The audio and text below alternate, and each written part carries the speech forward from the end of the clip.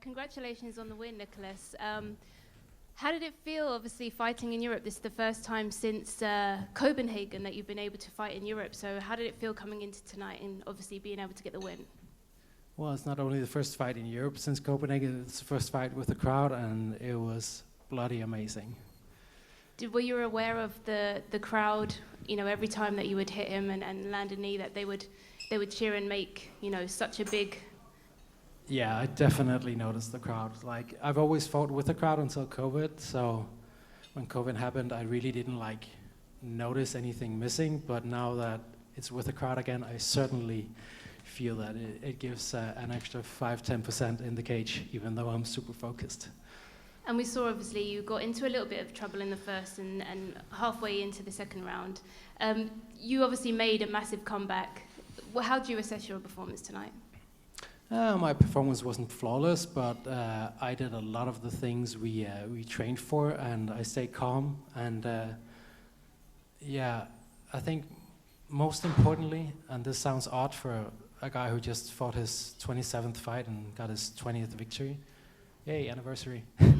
I never truly trusted myself, and I did that in this fight, and that made a huge difference for me mentally. Did you approach this fight any differently to how you normally do? No, like the general fight camp was more or less the same, of course, for a different opponent, but just mentally, I've never felt the calmness and the balance I felt for this fight, and that made me stay calm under pressure in bad situations, and that's why I succeeded in this fight.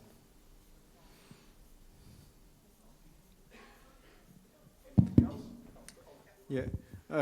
Just want to ask, you know, when you talk about overcoming that first round and especially rallying to have the kind of performance you did in the second and in the third, how important was the crowd effect for you? Well, the crowd effect was definitely a factor, but for me personally, I love the crowd, but I'm fighting in the cage. I have blinders on, so don't get me wrong, like the crowd does make a difference, but in order for me to do my job, I shouldn't have to rely on the crowd. So for me personally, I would have done it anyway, but it's of course like it's an added bonus, like it's a cherry on top. It doesn't change the whole recipe as a whole, but it's a cherry on top that makes it even more sweet when you do some exciting stuff.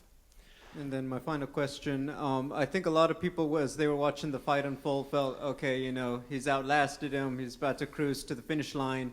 And then it seemed like he got that last bit of wind to grapple a little bit. Did you worry that he might have been sneaking back into the scorecards a little bit? Yeah, absolutely, and that's why suddenly an omoplata came out of nowhere, and I just lashed onto that. But we knew that coming into the fight that he's a guy you can never count out. Like he submitted Danny Roberts like with a minute left of the third round after getting dominated, so you can never count Claudio Silva out of a fight. Yeah, he gets tired, but yeah, so it wasn't unexpected, let me say it like that. Congratulations. Thank you very much.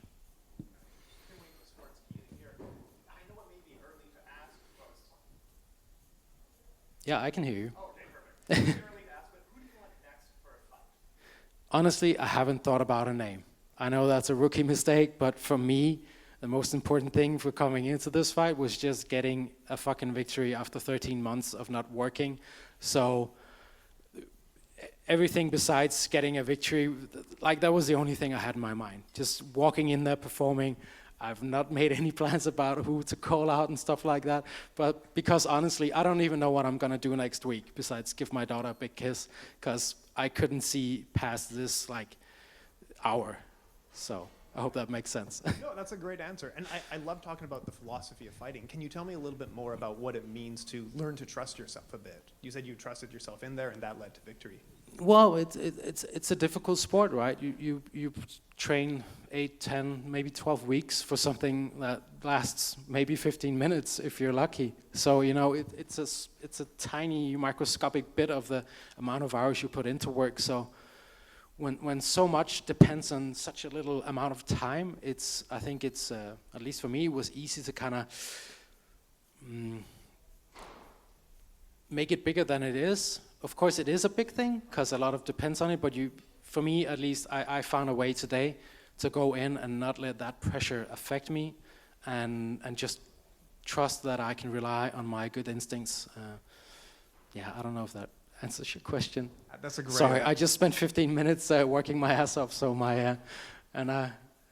English is not my first language, so I hope it makes sense. Absolutely, that was a great answer. Thank you. One Thank last you. question for you. Do you Sure. have a prediction for Leon Edwards or Kamaru Usman?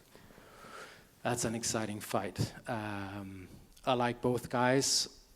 I would hate to predict that fight.